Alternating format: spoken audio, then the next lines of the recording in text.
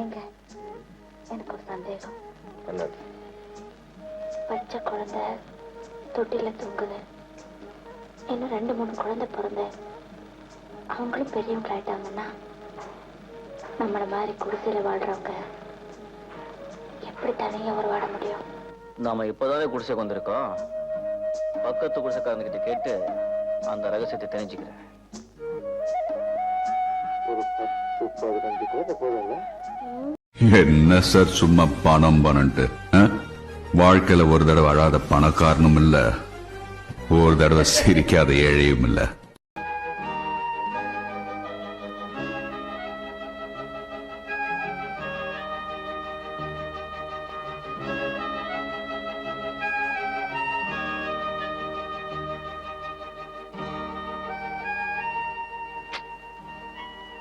தன் பிள்ளை தானே வளரும்.